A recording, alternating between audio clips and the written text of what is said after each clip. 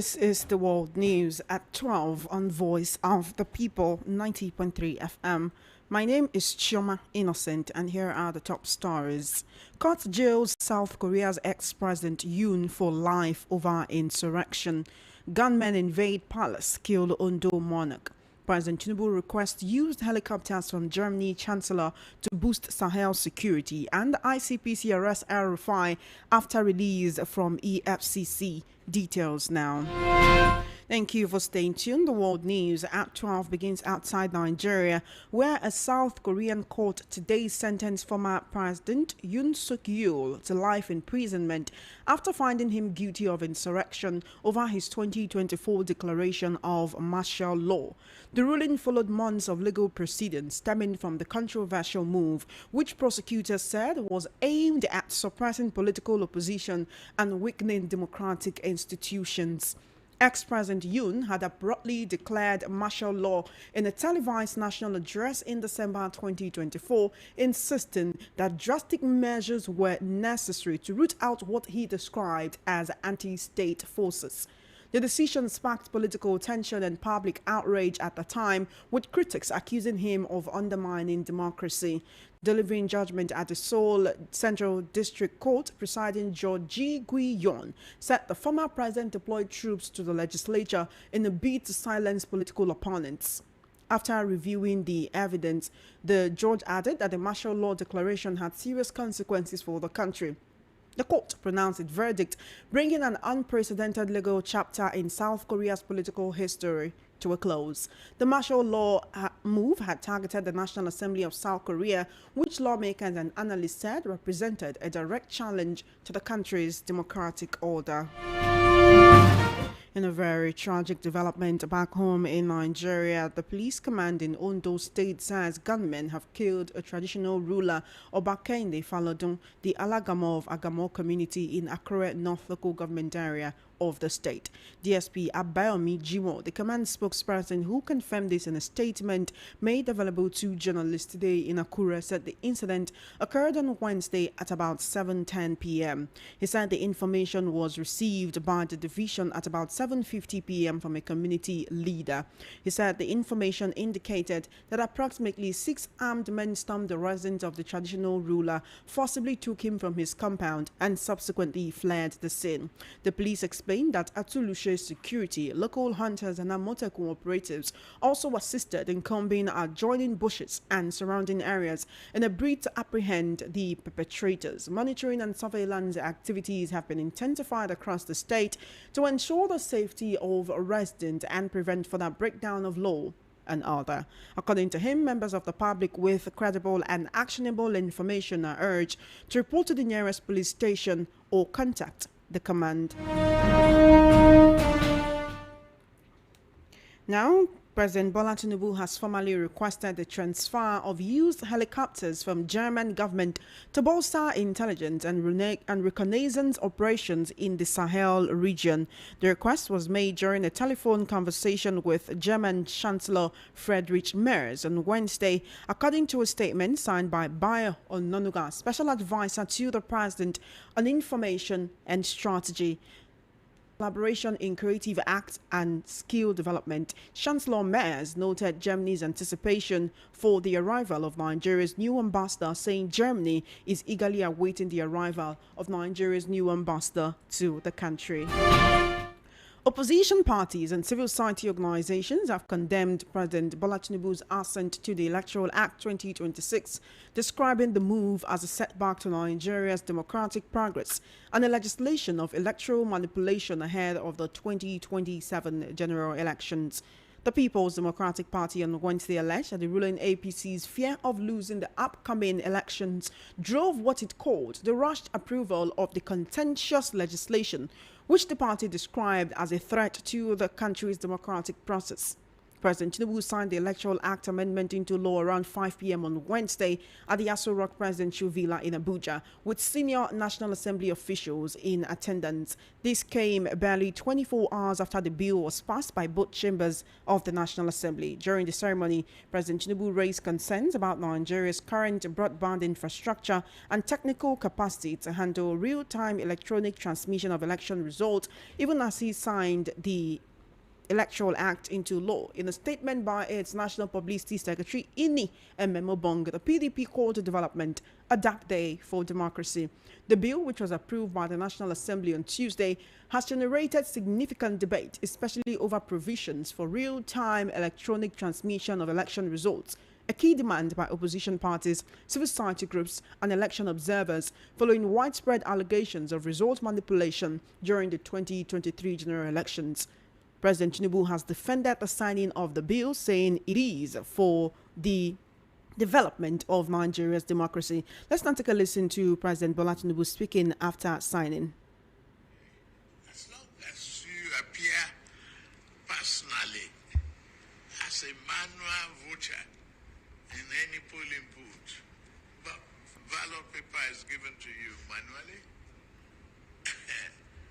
you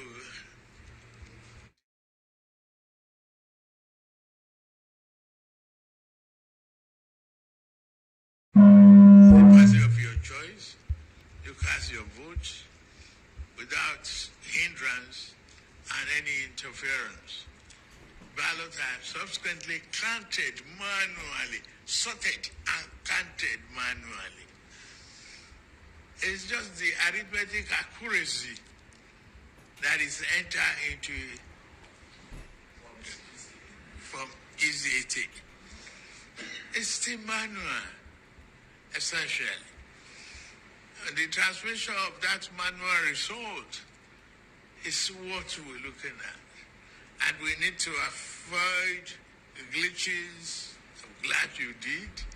Interference, unnecessary hacking in this age of, computer inquisitiveness. Nigeria will be there. We will flourish.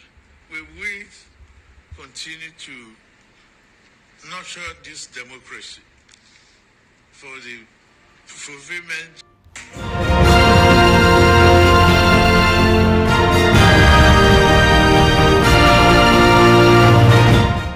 Still on the world news at 12, the Independent Corrupt Practices and Other Related Offences Commission, ICPC, has confirmed that former Kaduna State Governor Nasir El-Rufai is currently in its custody as part of an ongoing investigation. In a statement on Wednesday, the Commission's head of media and public communications, Mr. J. Oko Ode, said El-Rufai remained with the anti-graft agency as of the close of work on February 18, 2026. The ICPC did not provide details of the probe, but assured the public that further information would be released in line with its procedures and mandate.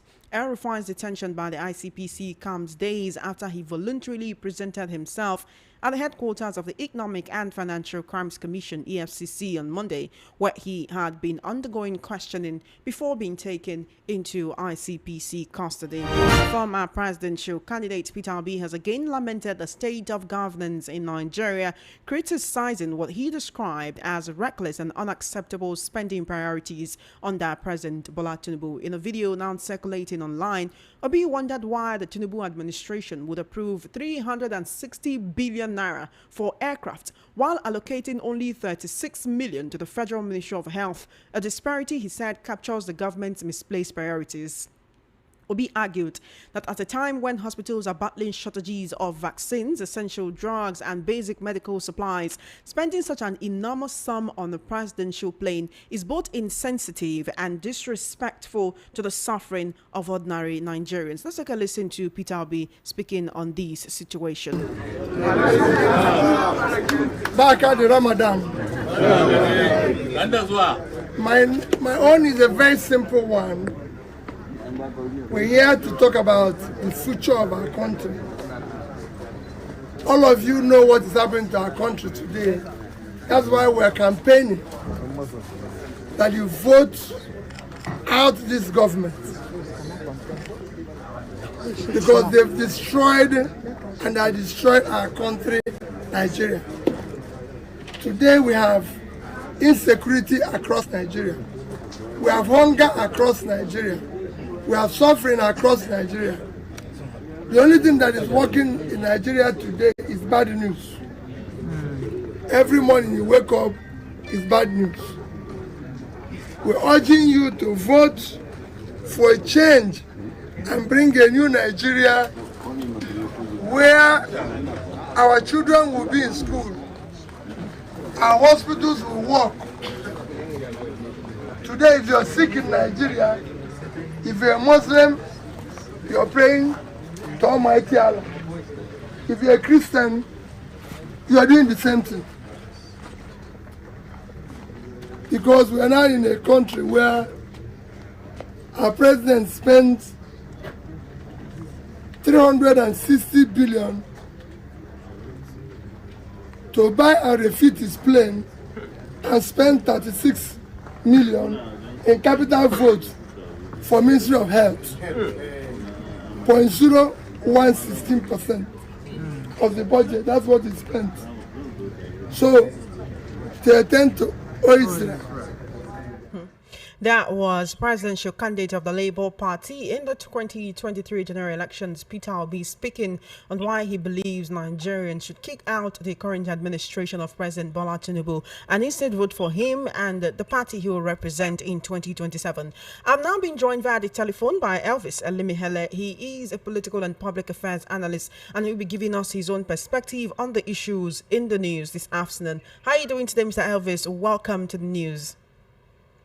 Good afternoon, Choma. How is your day? Very well. It's going well. Thank you so much. Let's jump right into the issue. While talking to Nigerians after signing the Electoral Act Amendment bill into law yesterday, President Tinubu specifically said, "If I have sinned against you, please forgive my sins." Now, many people have interpreted that as a show of humility, and he say it's just because the 2027 elections are just around the corner. Very soon, I mean, the president has been politicking since he came into office. The APC has been politicking, but very soon we will go into campaign season, will come into full swing. President of the Senate, Akpabio, insists that this is what Nigerians want and that what they did is for the good of Nigerians. The president of Nigeria also insists that it is for the good of the people and that electronic transmission is just a backup system as manual is the real thing. If it is indeed for the good of Nigerians, why do we have people still blocking the gates of the National Assembly in protest? And they've done that for over 1 week now. So is this gaslighting? Is this a propaganda? Is this forcing Nigerians, some Nigerians actually, to believe what they do not want to believe? How exactly does this signing help us? Nigerians also talk about how it was quickly signed in less than 24 hours after it was passed. It was already signed into law, which reminds you of the National Anthem bill also that was quickly signed into law. And today we are using a new old National Anthem. Yeah, Choma, thank you. If he's seeking for forgiveness, he should ask God to forgive him genuinely, not only Nigerians. He should seek forgiveness genuinely from God. And if he's seeking for forgiveness, he shouldn't even be celebrating this electoral act that Nigerians are not happy with. He has to be aligned with Nigeria if he actually needs that forgiveness from Nigerians. The Nigerians should not be cajoled. You are seeking for forgiveness, and you are also doing the opposite of what the Nigerians are against. Nigerians are not happy with the electoral act that is signed yesterday into law that was already done and brought to him by Akpabio-led Senate for him to sign. So I think that Nigerians should forgive him. It's mocking Nigerians. It's mocking us. That's just what I see there. Then for Akpabio talking here, it's just mocking us. For Akpabio saying this is the wish of Nigerians. If really this is the wish of Nigerians, Choma, you will agree with me that everybody will have, the newspaper and even the news this morning will have gone the other way, and the protest would have also continued. So what they did is very unpopular before Nigerians, and Nigerians, if really we have our say, come 2027, Nigerians will go to the poll and vote their conscience and defend their vote, so that by then we'll actually know whether what they signed yesterday was actually the wish of Nigerians. And Nigerians should also, at this time, recognize their legislators and I mark their legislators, not the mark now, I mark them, put their eye on their legislators on what they did concerning this electoral act that they signed into law yesterday, so that they will also now know the role each of their legislators played, whether it was for them or against them, and so that when they are voting in 2027, they'll be able to know that those legislators that voted against their conscience, their own choice, don't have reasons to go back to the National Assembly. These are some of the things that Nigerians should be prepared enough, because they've already signed this, but we should not be deterred, we should not be despair, we should not allow this now to depress us. We should find a way to live above this and, to strategize towards the general election, so that when we vote, we defend our vote and try as much as possible to make our vote credible and see how this forgiveness that they are seeking and also see whether this is the popular will of Nigeria. We are using it to protect democracy. Whether all this one will actually come to play when it gets to 2027 general election. President Tinubu is urging Nigerians to have confidence, have faith in the electoral process. But do you think that what has happened would actually reduce the faith and the confidence of Nigerians in the electoral process? Maybe do you think this will lead to worse apathy in the 2027 general elections? Due to the conduct of 2023, a number of Nigerians already say that they are not sure they will be part of the process in 2027. Yeah, some of these things they're actually doing, Choma, is just to create apathy in the mind of Nigerians. But that mindset, we should drop it, because if we don't go out to vote, that will just give them a smooth say to win, and go back. Let us go out en masse. They just want to use this to discourage us. They just want to use this one to depress Nigerians. So that Nigerians, we look at the electoral, they have already done it to favor themselves. They have already done it to win the election. It doesn't really go that way. The people own the vote. It is our own right to vote. That's what they call franchise, the right to vote and be voted for. So it is our constitutional right. Even this time, this is even the time Nigerians should know that they have a monster to fight. So this is the time Nigerians should say, no, let us take the bull by the horn. We must come out now and do the needful. Let us come out en masse. By the time we come out en masse, they don't have anywhere to start, formative figures, manipulative figures. It will be difficult, but if you don't come out, they will just manipulate the figures. Now that the president is already talking about, manual, everything is almost everything is manual. They will just tell us the cock and bull story like what they told us in 2023 and have a smooth ride through to the power. But Nigerians should not be despair. Nigerians should come out and vote en masse and defend their vote, protect their vote. The people who are subjecting us to this, what we are going through now, Choma, it's not up to 2% of this population of this nation. But look at 200 and something million Nigerians, or let's even say about 100 million Nigerians that are eligible to vote. We can easily defeat these people if we don't get discouraged, if we don't get play into their shenanigans of discouraging us. We should not allow this to despair us. Let's forge ahead, let's march ahead. Let us even make it now like we are military men in war front. The death of one of your colleagues cannot make you to surrender. You have to forge ahead. That's what, because these landmines are deliberately laid for us to step in and be discouraged and retreat. We will not retreat. No retreat, no surrender. The country belongs to Nigerians and not the politicians. All right, then. Let's talk about the efforts that have been made to end insecurity in the country, or at least reduce it to the barest minimum. A very tragic, unfortunate incident unfolded yesterday in Ondo State, whereby a monarch, that is literally a king, a chief, was dragged out of his palace. They tried to kidnap him, he resisted, and they murdered him and left his body lying on the road. The police are on top of the case now. They are trying to fish out the perpetrators. Bear in mind that in this place they have a security arm, or do we call them a vigilante arm, called the Atulushe. That's literally people who try to safeguard the town. But yesterday, President Tinubu was on a call with the German Chancellor, and they talked about boosting security in the Sahel. And President Tinubu requested that Germany should transfer used helicopters, that's used helicopters from the German government, to bolster intelligence and reconnaissance operations in the Sahel region. Now, if Nigeria wanted to invest in aircraft that would monitor what is going on within the Sahel, within the forest, where most of these terrorists actually dwell and carry out their nefarious activities, we're a rich country, we should be able to afford that. So why does it seem like we are asking for handouts? It's like we are asking for Akube planes or Krika planes to be used for intelligence. Or is it because of the fear of, oh, they could be shot down? Because the other day we got a report that the ISWAP and Boko Haram terrorists acquired 35 drones. They were literally advertising anti-aircraft gun machines the other day to their fellow terrorist brothers to come and buy and use against the Nigerian military. So is that why we are going for Akube planes? It shows the level of seriousness that we are using. We are playing out in fighting this insecurity in this nation. Choma, I sympathize, and I mean my heart goes out to the paramount ruler, the king that was adopted from his palace yesterday and killed. You see, even that Ondo State yesterday, apart from even that one, some other two people died in the APC Congress, in Idonre. That's to tell you that what is going on, something that we all have to, rally around and say enough is enough. I know too well that Ondo State for some time, has been like a kind of hotbed in the south, in the western part of Nigeria here. But I'm technically Ondo has actually been doing very well, intercepting all these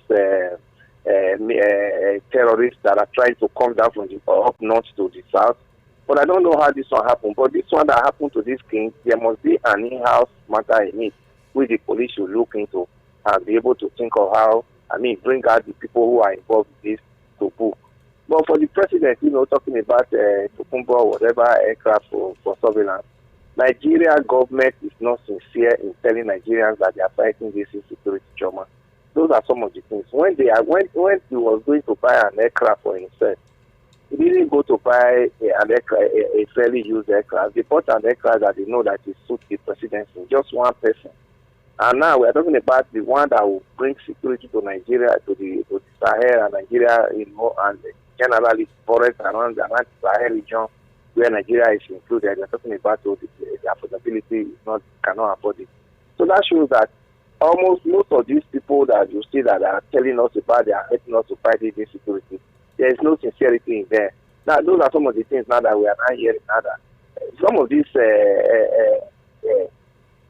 comments, and statements from even Madam El-Rufai and all that, more are going to come before the general election. We are going to see more people involved. We will begin to hear more about the truth about this insecurity that have taken over this nation for about 16 years now. The government is not too sincere about fighting it. The political leaders are not sincere about it. The paramount rulers are all involved.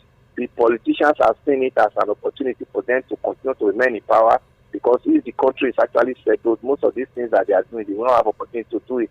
The people in IDP camp now who have lost their ancestral home over the years, they are not concerned, so much concerned about what is going on. They are looking unto God that God should one day remove them from this place. But the politicians are happy that they are there, so that they will be able to manipulate them. Anytime they go there to go and share politics, those ones, they can now use that one to with them into their own fold.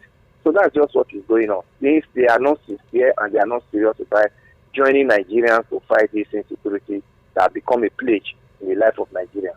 Very unfortunate. This insecurity has opened Nigeria up to quite a number of collaborations, notably with the US, with Turkey. Now we are getting planes from Germany. There are also a number of countries that have expressed concern about what's going on in Nigeria. Earlier today, Turkey said they have special interests in Nigeria. And some people are misinterpreting that. Would you blame them for that? Yeah. This collaboration would have been a good one if really Nigerian government is sincere in actually accommodating them and saying, okay, we're actually opening up for you to assist us. If you invite me that you saw a snake in your room, it is you that will open the room for me to assist you to kill that snake. But if you invite me and say, I saw a snake and you look at the room, I wouldn't be able to enter. So the snake will be there. That is exactly what we are seeing in Nigeria. We are looking at all this collaboration flows around the newspaper and the press. But genuinely, are we really opening up to actually say we want to assist these people that are coming to assist us, let us open up newly for them to assist us fight this insecurity? That's a big question. You see what is going on. Nigeria, one of Nigeria's top politicians just told Nigeria now as they can tap the telephone of the National Security Advisor. You know what that means? Even if we don't respect that the person in that seat, we should respect that office. If the National Security Advisor of the U.S. tells Donald Trump, don't fly today, don't leave White House today, Donald Trump, no matter even as rascal as he is, he will respect that statement that is coming, that advice that is coming from the National Security Advisor. But here, somebody just said they can tap his phone, and it is their right to tap his phone. When you put the National Security Advisor's phone in this nation, you have also tapped the phone of every Nigerian, because you see Nigerian armed forces plan operations. Before you know, on their way, they say they are ambushed and killed. Do you know what have led to all this ambushing of Nigerian armed forces that are being wasted, by the terrorists in Nigeria today? Some of these things will lead to it. So when we are talking about collaboration, Nigeria should look forward and actually accept this collaboration in total. Most of the officials that are running and whining with the presidency are so neck deep in this insecurity that they turn into business, they turn into means of livelihood, that they are not sincere in what they are telling the government and what they are telling Nigerians. The Zamfara state governor recently granted an interview where he spoke in outside language, but the translation of what he said was that the APC is luring governors with 50 billion naira. And the reason why he has not collected that money is because he has not joined the APC. Just yesterday as well, victims of the attack in Kayama local government area of Kwara State accused the APC of using their tragedy to campaign when they came to do humanitarian relief by sharing some food items, and they were subtly campaigning for the APC, according to the victims and residents who can't return to their homes since that attack happened. And they say, why would they come and share humanitarian relief items and still be campaigning to a people who are literally thinking about their safety and their security, people who feel that they have already been failed by the government? That's the callousness we're talking about. They don't see the plight of the people. They don't feel that people that are in IDP, that's not supposed to be in the respective home. They have home before they were called into IDP because of insecurity. That's the callousness. That's what we are talking about. And the government is not sincere, and they don't even empathize with Nigerians who are going through this.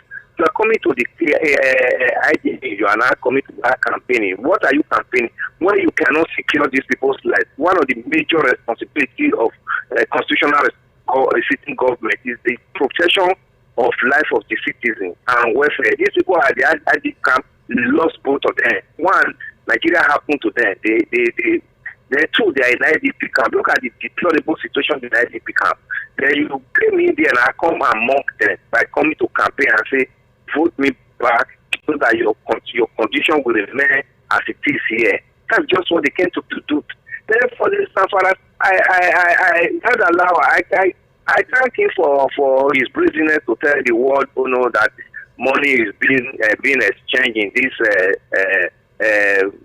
cross-carpeting we are seeing left, right, center. But the issue is not allowed. I don't know. His party that brought him to power is still torn apart. The umbrella is torn apart. I don't know if he's going to fly, which party is going to fly his ticket in 2027 general election, especially now that primaries will start from July this year. If PDP do not amend their house and they cannot put their house in order, find an opium or whatever it is, or to sow them, they can all get under it. That means too will also find a way to look for another political party, because if a political party that has issues sign his primaries form, at the end of the day, the court will throw him out. We saw what happened some years ago between Matawari and even Israel. So at the end of the day, you just discover that this cross-carpeting is deliberate, and the ruling party is making sure that no opposition party arises, so that everybody will not begin to think of coming to their wood, so that it will not become a one-party state as Nigerians already say, oh, this must not happen. So I still sympathize with him, because I don't know how under which party is going to fly his ticket for 2027 general election. Let's talk about El-Rufai, who, after being released from the custody of the EFCC, went straight to the custody of the ICPC. He was arrested. I'd like to look at this from 2 points.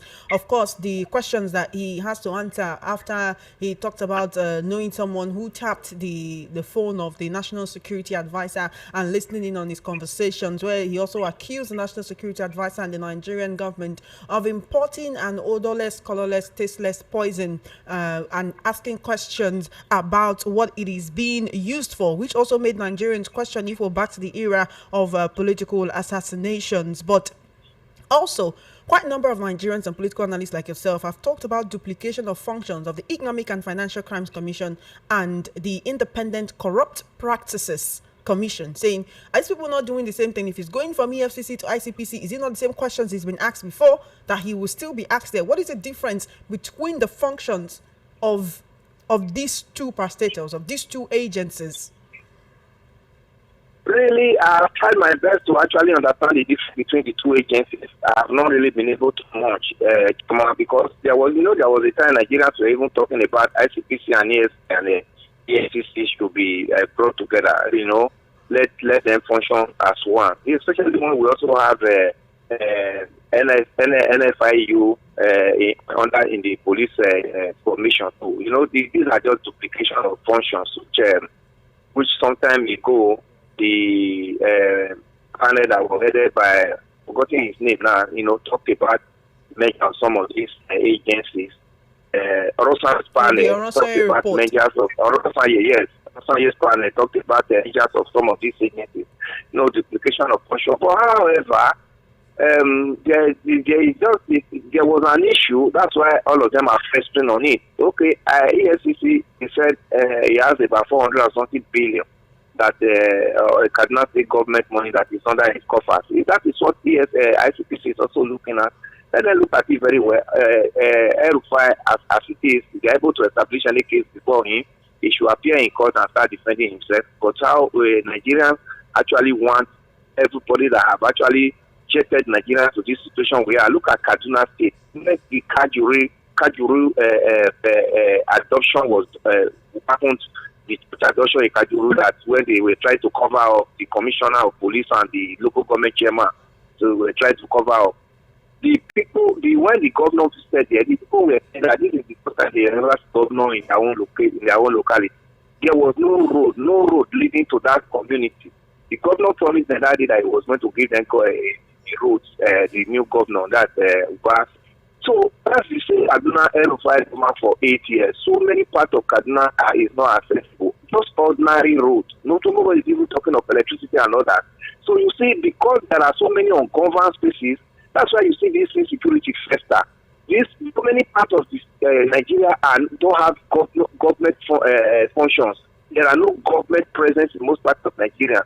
But the governors have this money, use it to send their families abroad, and begin to use it now to suppress the people that are supposed to use the money to provide amenities for. So if there are cases of fraud around El-Rufai and it can be proven as expected, let him have his way in court and let the money, whatever the money is, be brought out for Kaduna people to enjoy it. I see Kaduna State and I weep because I know too well that this is a state that is supposed to be very, very, and supposed to be very resourceful, but unfortunately insecurity is taking them up and down that they cannot even go about businesses, especially farming, that which they are known for. Very unfortunate. Very, very unfortunate. Anyway, I would like to thank you for joining us on the news at 12 today. But before you go, I'd like you to quickly talk for about a minute on what Peter Obi said about the Tinubu administration approving 360 billion naira for aircraft while allocating only 36 million to the Federal Ministry of Health for a year. Yeah, they only do all these things for themselves, Choma. It is I've been talking about things. It's the same way that they don't remember that Nigerians are in IDP camp. The same way they don't remember that Nigerians need good road to move. It's the same way they don't know that we need good schools and good hospitals. So all this that is the pain of the bad government we are talking about. A government that is sincere, a government that has the feeling of the people will not begin to talk of myself, me, myself, and myself alone. But unfortunately, that's what we have seen. It's not just the government alone. Look at the successful government we have in Nigeria. It's just like, when Buhari was coming in 2015, Buhari, everybody was like, desire has gone. Buhari was coming to reduce the flamboyancy in the presidency. That was what the profligate that they live there. We thought Buhari was coming to trim it. But look at the 8 years of Buhari. Nothing happened. What else do you expect? Obi is saying it, but I pray God gives him access to that Asura if possible through Nigeria. If he gets in there, he also has to watch his back. I don't know what happened in Akos. So many people see Asura like people in there and they lost their sense of reasoning. I think I remember one story that was written by one of our former boss, Ruben Abati, inside Asura. I think there's something that goes in there that by the time they get to Asura, it's not what they tell people when they are the campaigning that they carry out here. There's something there. Look at Tinubu.